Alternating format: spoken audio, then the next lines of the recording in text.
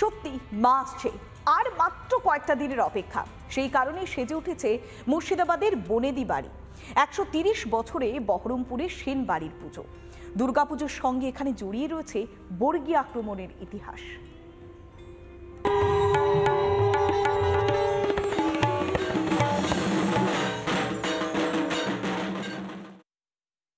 ঢাকের বাদ্যি বেজে গিয়েছে বহরমপুরের সেন বাড়িতে। এই মুহূর্তে পুজোর সাজো সাজো রব।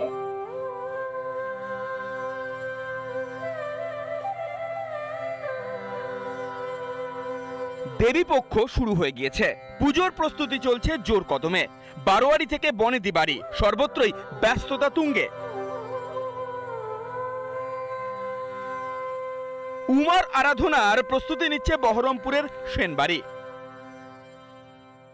বর্গী আক্রমণে জর্জরিত হয়ে সেন বংশের কোন এক বংশধর তাদের আদি নিবাস চক ইসলামপুর ছেড়ে চলে আসেন বহরমপুরে।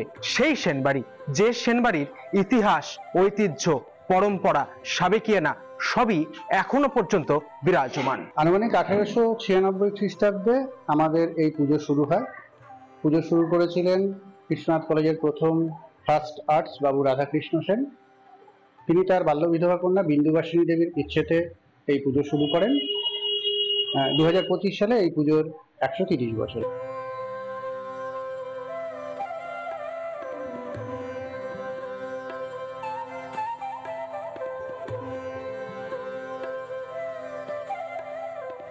$130 বছরের পুজো।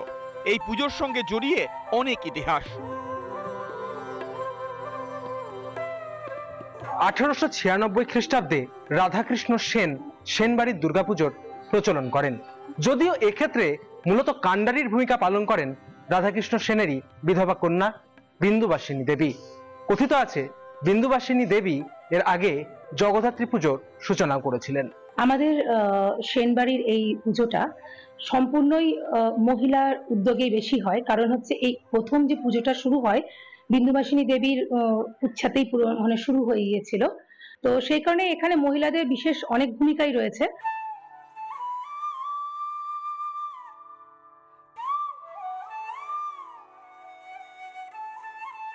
পুজো মানে আনন্দ, আর বাড়ির পুজো মানে অন্যরকম অনুভূতি।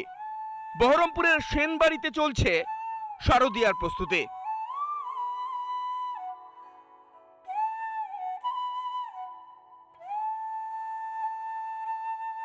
এই মুহূর্তে সেন বাড়িতে দুর্গাপুজো ঘিরে উৎসবের ছবি ধরা পড়ছে।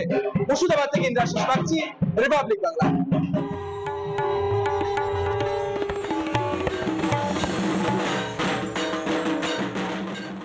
নানা ধরনের কন্টেন্ট দেখার জন্য লাইক করুন, শেয়ার করুন আমাদের ফেসবুক পেজ, সাবস্ক্রাইব করুন আমাদের ইউটিউব চ্যানেল।